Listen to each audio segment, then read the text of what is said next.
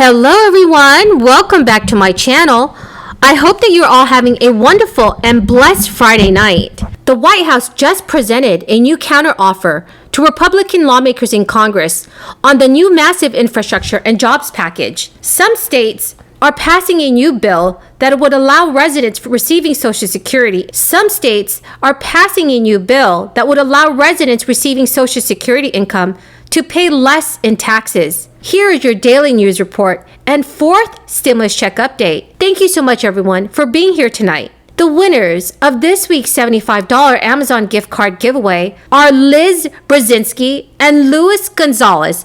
Congratulations to both of you. Remember that next Friday evening, I will be giving away more $75 Amazon gift cards. To enter the giveaway, all you need to do is subscribe to my channel, like this video, and also leave a comment below. Thank you so much. Just earlier today, the Biden administration presented a counteroffer to GOP lawmakers and their infrastructure and jobs package, which reduced the size of the proposal from $2.25 trillion to $1.7 trillion.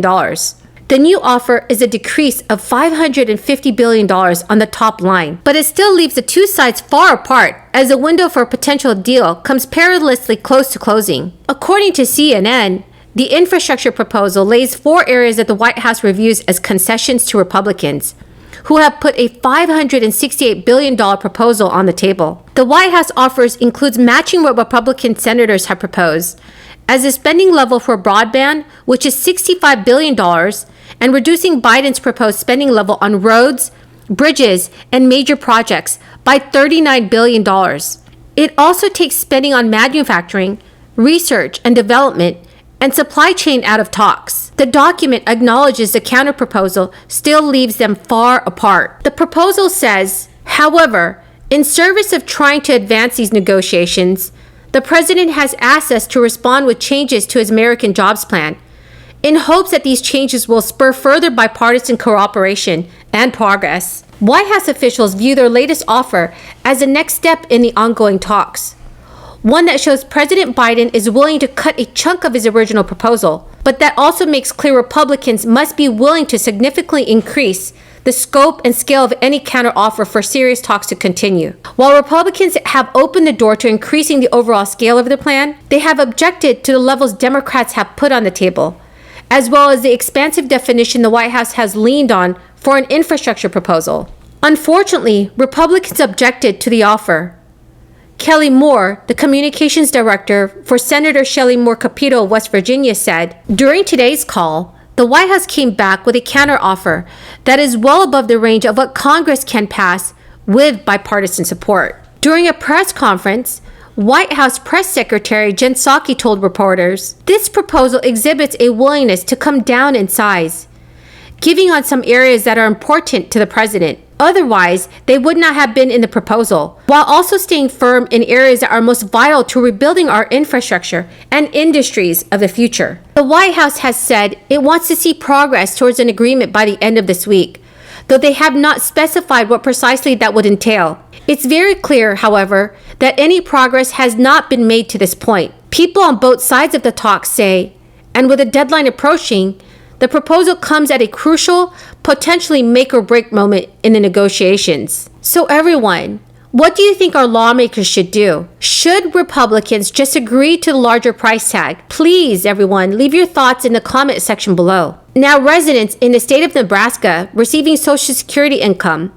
will pay less in taxes on that income each year until it's fully exempt in the year 2030, under a bill that recently won final approval from lawmakers. The bill would reduce the taxes paid on Social Security income by 5% this year, 20% next year, and 30% in 2023. The exemption would continue to grow until it hits 100% in the year 2030. Supporters argued that the bill would help ease the tax burden on seniors. There are millions of Americans that rely on Social Security to pay their living expenses during their senior years. But there is a big problem. In the coming years, Social Security is expected to owe more money in benefits than it collects in revenue. The good news is that it's certainly not too late for our lawmakers to step in and implement changes that could prevent Social Security benefit cuts. The good news is that it's certainly not too late for our lawmakers to step in and implement changes that could prevent future Social Security benefit cuts. But the longer our lawmakers wait to take action, the more drastic those rescue measures will have to be. For example, President Biden has already proposed reinstating Social Security taxes on workers once their wages exceed $400,000 per year. Right now, those taxes only apply to wages of up to $142,800. But lawmakers is trying to save Social Security may seek to impose extra Social Security taxes at a lower earning threshold or increase the Social Security tax rate on wages so that even lower earners lose a larger chunk of their income to payroll taxes. So everyone, what do you think our lawmakers should do about Social Security? I would truly love to hear your thoughts in the comment section below. We've discussed the importance of addressing our nation's affordable housing crisis head on, and I know that you are committed to increasing the number of affordable units available to families.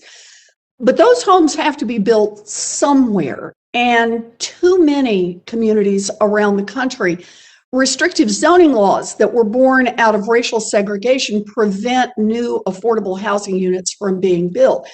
Using exclusionary zoning to keep families, often lower income families and families of color, out of certain neighborhoods is wrong. And over time, the harm really adds up. Exclusionary practices drive up the cost of housing for everyone and reduce the amount of available land.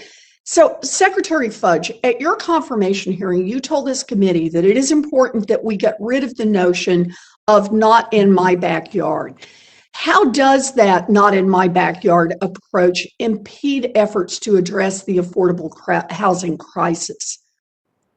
Well, first off, thank you, Senator, for our ongoing conversations about this. The first thing that it does is it increases the cost of housing and it limits where we can build housing.